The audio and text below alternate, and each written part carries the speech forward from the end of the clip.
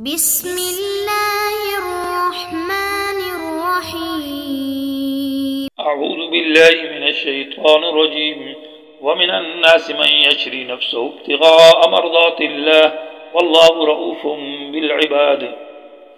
عزیز طلبہ کرام، سبق نمبر 189، سبق کا عنوان وہ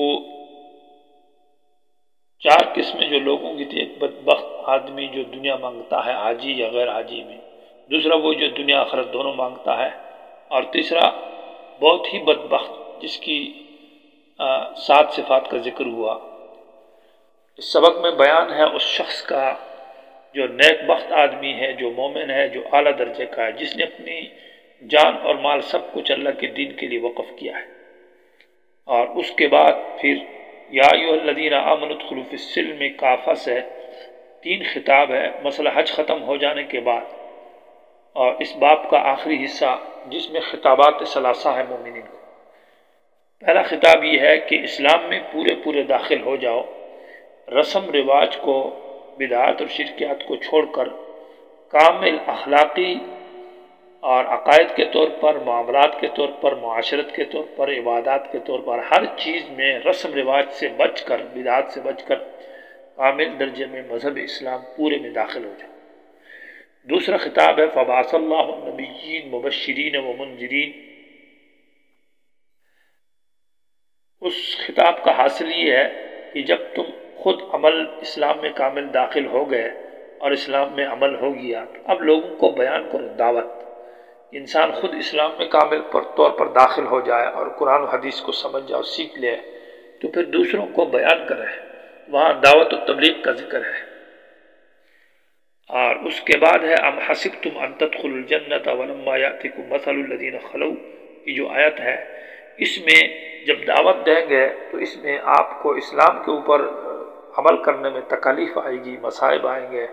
دعوت میں مشکلات ضرور آئیں گی۔ بغیر مشکلات کے آپ جنت میں نہیں جا سکتے۔ جنت میں جانے کے لیے صرف آمنا کہنا کافی نہیں ہے، بلکہ دنیا کے اندر اسلام کی خاطر تکلیف، مالی اور بدنی مختلف تکالیف برداشت کرنی پڑے گی۔ تو یہ حاصل ہے اس کا۔ وَمِنَ النَّاسِ، لوگوں میں سے کچھ وہ ہے یشری نفسہ ابتغاء مرضات اللہ، جس نے بیچ دیا اپنے آپ کو اللہ کی رضا حاصل کرنے کے لیے، اور اللہ تعالیٰ شفقت کرنے والا ہے اپنے خاص بندوں پر۔ اے لوگوں، داخل ہو جاؤ اسلام میں، پورے کے پورے اسلام میں، اور نہ چلو شیطان کے نقش قدموں پر، بے شک وہ تمہارا کھلا دشمن ہے۔ بس اگر تم پھسل گئے دلائل کے آ جانے کے بعد، تو یقین کر لو کہ اللہ غالب ہے اور حکمتوں والا ہے۔ نہیں انتظار کرتے یہ لوگ مگر اس بات کی کہ اللہ ان کے پاس آ جائے، باریک بادلوں کے سائے میں، اور فرشتے اور لوگوں کے فیصلے کر دیے جائیں، اور اللہ ہی کی طرف تمام فیصلے لوٹائے جائیں گے۔ پہلی آیت جو ہے وَمِنَ النَّاسِ، آیت نمبر 107، اس میں اس نیک آدمی کا ذکر ہے اور اس کی صفت کا ذکر ہے کہ مال، دنیا تو دور کی بات ہے، دنیا طلب کرنا، دنیا کی دوڑ دھوپ اور دنیا کی محنت اور دنیا مانگنا، جیسے کہ بعض لوگ نیک لوگ بھی مانگتے ہیں، یہ تو مال تو چھوڑو بلکہ اپنی جان بھی اللہ کے راستے میں خرچ کرتا ہے۔ جب انسان اپنی جان دیتا ہے اللہ کے راستے میں، تو مال تو کوئی چیز ہی نہیں، مال تو اس سے پہلے دے دیتا ہے۔ تو گویا کہ اپنی جان اور مال سب کچھ اللہ کے راستے میں دے دینا، اس کا مقصد یہی ہے، اس کا ہدف یہی ہے، اس کی توجہ اس بات کی طرف کہ میری جان اور میرا مال اللہ کے راستے میں لگ جائے اور میں قربان ہو جاؤں۔ تو اس کا ذکر ہے، یہ حاجیوں میں ہے اور غیر حاجیوں میں بھی ہے۔ وَمِنَ النَّاسِ، لوگوں میں سے کچھ وہ ہے جو یشری، یہاں یبیع کے معنی میں ہے بیچ دینا، دے دینا، قربان کر دینا۔ اور یشری اس لیے کہا یہاں کہ وہ اپنی جان کو قربان کرتا ہے، بیچ دیتا ہے، مانا قربان کر دیتا ہے۔ تو یشری جو بیچ دیتا ہے، مانا قربان کر دیتا ہے، نفسہ، وہ اپنی جان کو، ابتغاء مرضات اللہ، اللہ تعالیٰ کی رضا حاصل کرنے کے لیے، یہ مفعول لہ ہے، مقصد اس کا اللہ کی رضا ہے، دنیا نہیں ہے، جاہ نہیں ہے، مرتبہ نہیں ہے، نام نہیں ہے، شہرت نہیں ہے، صرف اللہ کی رضا کے لیے یہ کچھ کرتا ہے۔ تو ایسے نیک لوگوں پر اللہ تعالیٰ کی بڑی شفقت ہے اور مہربانی ہے۔ تکلیف تو ضرور آئے گی کیونکہ اعلیٰ درجہ ہے مومن کا۔ اللہ تعالیٰ فرماتے ہیں واللہ رؤوف، مانا اللہ شفقت کرنے والا، مہربان ہے بالعباد، اپنے خاص بندوں پر جو کہ ایسے بندے ہیں۔ رؤوف میں اشارہ ہے مشقت اور تکلیف کو دور کرنا، مانا اس پر تکالیف اور مصائب تو آئیں گے لیکن اللہ تعالیٰ حفاظت فرمائے گا، اللہ سے تکالیف کو دور کرے گا۔ یا ایھا الذین آمنوا ادخلوا فی السلم کافہ، یہ پہلا خطاب ہے کہ اے لوگو اسلام میں داخل ہو جاؤ، کافتن، پورے کے پورے اسلام میں۔ مسئلہ حج کے بعد یہ خطاب ذکر کیا ہے اور اس کے ساتھ مناسبت یہ ہے کہ حج میں لوگوں زمانہ جاہلیت میں رسوم تھے، بدعات تھی، کچھ حج کے اندر اپنی طرف سے باتیں داخل کی تھی، تو ان پر قرآن نے رد کیا کہ یہ رسم چھوڑو، یہ فلاں رسم ہے، فلاں ہے، فلاں ہے، ماقبل دروس کے اندر آپ نے سنا ہے۔ تو یہاں سے کہا جا رہا ہے کہ صرف حج نہیں، حج، روزہ،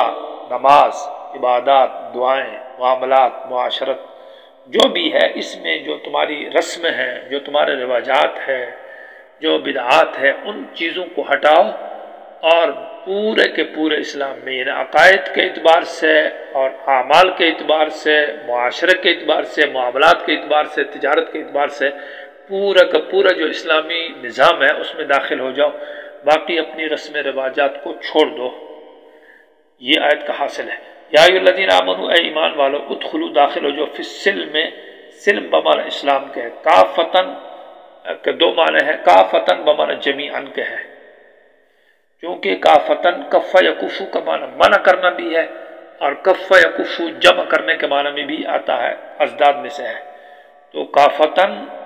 اگرچہ اس میں فاعل کا صیغہ ہے لیکن یہ مصدری معنی میں بھی استعمال ہوتا ہے اور وصف بن چکا ہے، بمعنی جمیعاً کے ہے۔ تو اس سلم سے مراد اسلام ہے۔ تو ادخلوا فی السلم، اور یہ کافتن حال بنتا ہے فی السلم معنی اسلام سے، معنی یہ کہ اسلام میں داخل ہو جاؤ، کافتن معنی پورے اسلام میں، تو پورے کے پورے اسلام میں داخل ہو جاؤ، یعنی شرک اور بدعت اور رسم رواج کو چھوڑ دو۔ آیت کا شان نزول بھی یہی ہے کہ حضرت عبداللہ بن سلام اور اس کے ساتھی بعض جو اہل کتاب مسلمان ہوئے اور صحابی بن گئے، تو نبی علیہ السلام سے فرمایا کہ یا رسول اللہ، ہم تو اہل کتاب ہے، موسیٰ علیہ السلام کے دین پر تھے، تو ہم ہفتہ کے دن کی تعظیم بھی ساتھ ساتھ کریں کیونکہ تورات میں اس کا حکم ہے، اور ساتھ ساتھ ہم نماز کے اندر کبھی کبھی چاہیں تو تورات کو بھی پڑھیں، تلاوت کریں تورات کا نماز میں، اور کبھی اس طرح کہ ہم اونٹ کو نہ کھائیں کیونکہ ہمارے مذہب میں اونٹ کھانا بند ہے۔ تو اس طرح کی باتیں کی تو نبی علیہ السلام یہ آیت نازل ہوئی کہ یا ایھا الذین آمنوا ادخلوا فی السلم کافہ، نہیں، مذہب اسلام جب آ گیا تو اب موسیٰ علیہ السلام کا مذہب اس میں نہیں چلے گا۔ ہاں، جو اسلام کے طور پر آیا اسلام ذکر کرے تو ٹھیک ہے، لیکن تم اس میں حضرت موسیٰ اور حضرت عیسیٰ علیہ السلام جو ہے ان کی مشن، ان کا مذہب اب نہیں چلے گا۔ تو آیت سے معلوم ہوتا ہے جب حضرت موسیٰ علیہ السلام کا مذہب جو کہ سماوی مذہب ہے اور پیغمبر کا مذہب ہے اور آسمانی دین ہے وہ نہیں چل سکتا، تو اس کے علاوہ کوئی اور مذہب جو لوگوں کا خود ساختہ ہو، جو شرکیات ہے، جو بدعات ہے، جو رسم رواج ہے، جو لوگوں کی اپنی عادتیں ہیں، وہ اسلام میں کہاں کر چلے گی اور کیسے ان کو قبول کیا جائے گا؟ تو گویا کہ آیت میں رد ہے تمام رسوم اور بدعات اور لوگوں کی اپنی عادتوں پر۔ لہذا ہر عبادت میں لوگوں نے کچھ نہ کچھ رسم بنا رکھی ہے، نماز کے اندر بھی ہے، روزے کے اندر بھی، حج میں بھی ہے، تلاوت میں بھی ہے، ذکر و اذکار میں بھی ہے، عبادات میں بھی ہے، دعاؤں کے اندر بھی اپنی طرف سے کیفیتیں بنا رکھی ہے۔ ان سب شرکیات اور بدعات سے انسان کو اجتناب کرنا ضروری ہے اس آیت کی روشنی میں۔ بعض حضرات نے فی السلم سلم کے ساتھ کہا، سلم صلح کو کہتے ہیں، مانا داخل ہو جاؤ، فی السلم مانا صلح کے اندر، جوڑ میں، یعنی لوگوں میں جوڑ پیدا کرو، توڑ میں نہیں ہے، اسلام کے اندر آ جاؤ، اللہ سے جوڑ، رسول سے جوڑ، اس قرآن سے جوڑ رکھو، کافتن، لیکن پہلا معنی زیادہ راجی ہے، سلم بمعنی اسلام کے ہے۔ اب اسلام سے جو لوگ اب بھی رسم رواج کرتے ہیں، اسلام پورے میں داخل نہیں ہوتے ہیں، کیونکہ اسلام مذہب کامل ہے، الیوم اکملت لکم دینکم اتممت علیکم نعمتی ورضیت لکم الاسلام دینا ہے، اور اب بھی کوئی رسم کرتا ہے، رواج کرتا ہے، بدعات کرتا ہے اسلام سے ہٹ کر اپنی غمی اور خوشیوں میں، تو یہ شیطانی نقش قدم پر جا رہا ہے، وہ کہ یہ اسلام کے نقش قدم پر نہیں ہے۔ وَلَا تَتَّبِعُوا خُطُوَاتِ الشَّيْطَانِ، اور نہ چلو شیطان کے نقش قدم پر، جو رسم رواج ہے، جو بدعات ہے، جو شرکیات ہے،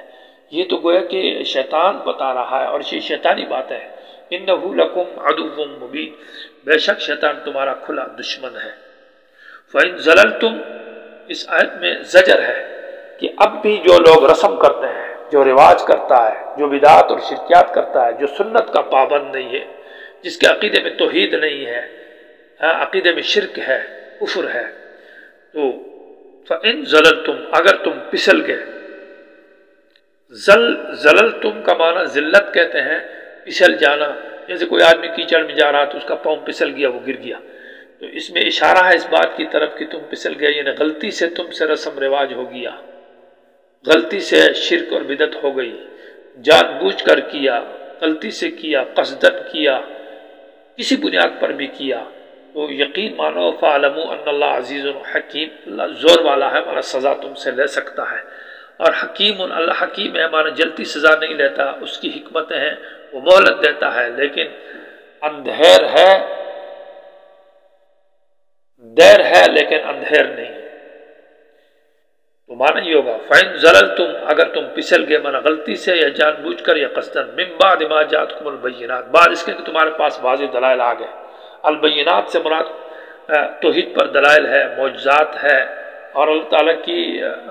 قرآن اور حدیث کی تمام دلائل آ گئے، تو فَاعْلَمُوا، اب بھی رسم رواج کو نہیں چھوڑتے تو یقین کرو، ان اللہ عزیز،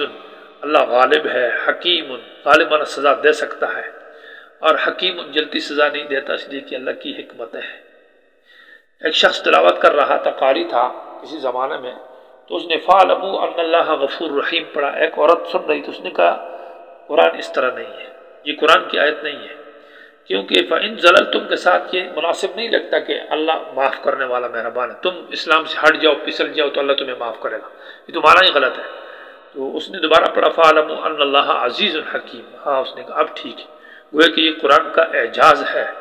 جو فواصل الآیت آخر میں ذکر کیا جاتا ہے، جو پہلی آیت کے ساتھ وہ مناسبت رکھتے ہیں۔ حل ینظرون سے تخفیف کا ذکر ہے، دنیاوی اور اخروی۔ جو لوگ رسم رواج کرتے ہیں تو اس کا مطلب یہ ہے کہ اب بھی یہ اسلام میں داخل نہیں ہوتے، قرآن آ گیا، رسول آ گیا، حدیث آ گئی، قرآن موجود ہے، اسلام بالکل صاف طور پر موجود ہے، اور اب بھی یہ رسم رواج کے اوپر چلتا ہے اور رواجات کرتا، بدعات کرتا ہے، اس کا مطلب یہ ہے کہ یہ قیامت کا انتظار کر رہا ہے اور یہ سزا کا انتظار کر رہا ہے۔ کوئی آدمی کسی سے کہے کہ بات مان لو، وہ پھر جب نہیں مانتا وہ کہتا ہے کہ اس کا مطلب یہ ہے کہ آپ کو لگائی جائے، آپ کو ایک تھپڑ لگایا جائے تو بس آپ مان لیں گے، تو اس طرح کی یہ ذکر ہے۔ حل ینظرون استفہام انکاری، یہ انتظار نہیں کرتا، حل بمانا ماں کے ہے، اللہ مگر اس بات کا یاتیہم اللہ کہ آ جائے اللہ تعالیٰ ان کے پاس فی ظلل من الغمام، باریک بادلوں کے سائے میں، غمام کہتے ہیں باریک بادل، اور ظلل مانا سائے۔ تفسیر سمانی ہے، اور اس نے لکھا ہے اس آیت کے ذیل میں کہ یہ آیت متشابہات میں سے ہے، کہ اللہ آ جائے بادلوں کے سائے میں، تو اس کی حقیقت اللہ ہی جانتا ہے۔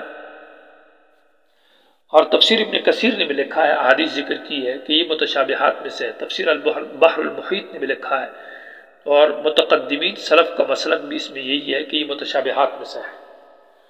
اور اسی کے بارے میں ایک روایت تورات کی ایک عبارت ہے کہ جاء اللہ من سینا وشرق من جبل السعیر وظہر لنا من فاران، کہ اللہ تعالیٰ سینا میں آیا اور وشرق اور چمکا جبل سعیر کے اندر، اور ظاہر ہوا فاران سے، تو اس میں اشارات ذکر کیے کہ سینا سے اللہ آیا تو یہ حضرت موسیٰ علیہ السلام کی نبوت کی طرف اشارہ ہے، اور جبل سعیر سے چمکا ون شرقہ روشن ہوا تو اس سے حضرت عیسیٰ علیہ السلام کی نبوت کی طرف اشارہ ہے، اور ظہر لنا من فاران، فاران کی چوٹی سے ظاہر ہوا تو اس سے آپ صلی اللہ علیہ وسلم کی نبوت کی طرف اشارہ ہے۔ تو جس طرح کی وہ متشابہات میں سے ہے تو اس طرح وہ حدیث اس کا گویا کہ معنی ہے۔ اور ایک اور حدیث بھی ہے کہ اللہ تعالیٰ قیامت کے دن جب آئے گا، یہبتو کا لفظ بھی اور ینزلو کے حدیث میں آتا ہے کہ اللہ تعالیٰ قیامت کے دن بادلوں کے سائے میں آئے گا، وہ کیفیت اللہ ہی کو معلوم ہے۔ متاخرین نے اس میں تعویل کی ہے یاتیہم اللہ، یاتیہم اللہ مانا یاتی امر اللہ، اللہ کا امر آ جائے گا، یا یاتیہم اللہ فی ظلل، تو فی ظلل فی بمانا با کے کیا ہے بظلل من الغمام، اللہ بادلوں کا سایہ عذاب کا سایہ لائے گا، والملائکۃ اور فرشتے آئیں گے، وقضی الامر، امر سے مراد امر الخلق، مخلوق کے جو معاملات ہیں وہ فیصلے پورے ہو جائیں گے،